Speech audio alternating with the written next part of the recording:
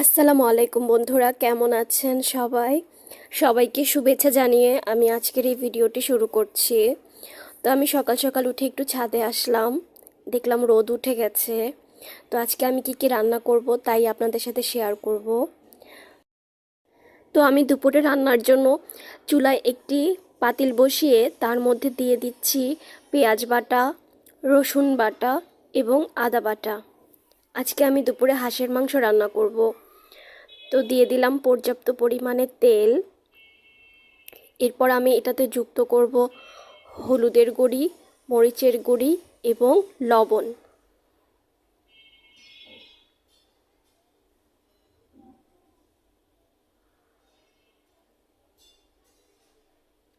দেখুন, সব উপকরণ একসাথে নিয়ে নিলাম। এখন আমি চুলাটাকে জ্বালিয়ে এগুলো ভালো করে কষিয়ে নিব।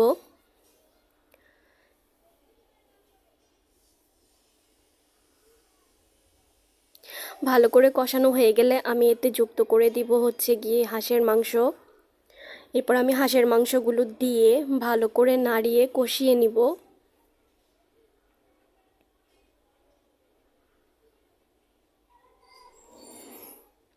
এরপর আমি কয়েকটা টমেটো অ্যাড করে দিচ্ছি, এতে কালারটা বেশ ভালো আসবে।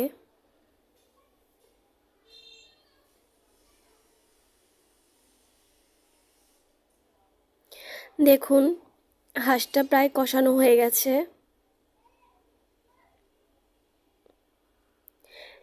এখন আমি এতে যুক্ত করে দিব আলু।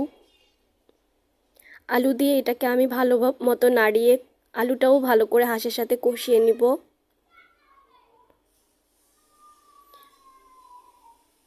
আমি জানি আপনারা সবাই রান্না করতে পারেন, আমি শুধু দেখাচ্ছি আমি কিভাবে রান্না করি আর আজকে সারাদিন আমি কি কি রান্না করলাম। তো দেখুন, আমি এখানে কিছু মশলা ভেজে রেখেছিলাম, দারচিনি, জিরা, এলাচ, এগুলো আমি পাটায় পিষে নিব। তারপর এগুলো আমি হাঁসের মাংসে অ্যাড করে দিব। দেখুন কত সুন্দর একটা কালার এসেছে মশলাটা দেওয়ার কারণে। আমার রান্না প্রায় শেষ, তো এখন আমি এটাকে নামিয়ে নিব। এরপর খিচুড়ি রান্না বসিয়ে দিব। খিচুড়ি রান্নার জন্য আমি একটা পাতিলে পেঁয়াজ বাটা, রসুন বাটা, আদা বাটা, তেল, হলুদ, মরিচ দিয়ে ভালো মতো মশলাটাকে কষিয়ে মসুরির ডাল দিয়ে দিলাম। অনেকে মসুরির ডালটা চালের সাথে দেয়, কিন্তু যেহেতু পোলাও চালের সাথে মসুরির ডাল বলুন, মুগ ডাল বলুন, কোনো ডালই সিদ্ধ হতে চায় না।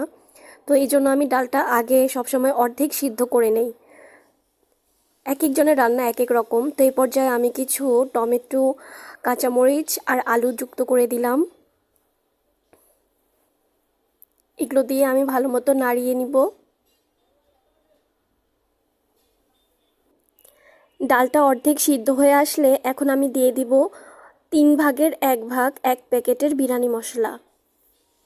আমার ঘরে একটা বিরিয়ানির মশলার প্যাকেট ছিল, ওখান থেকে আমি অল্প কিছু পরিমাণে এখানে যুক্ত করে দিলাম।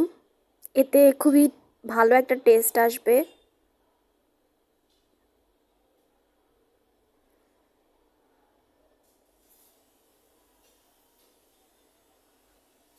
এরপর আমি পোলাও চাল দিয়ে দিচ্ছি।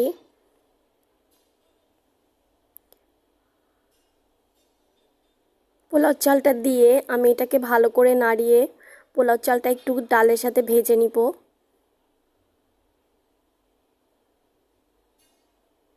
ভাজা হয়ে গেলে আমি এতে পর্যাপ্ত পরিমাণে পানি দিয়ে দিব।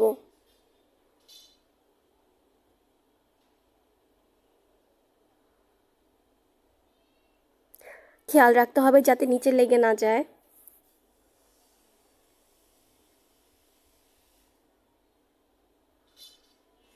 তো দেখুন, আমি পরিমাণ মতো পানি দিয়ে দিচ্ছি।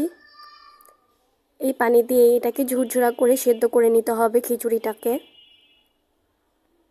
তো আমার খিচুড়ি রান্না প্রায় শেষ।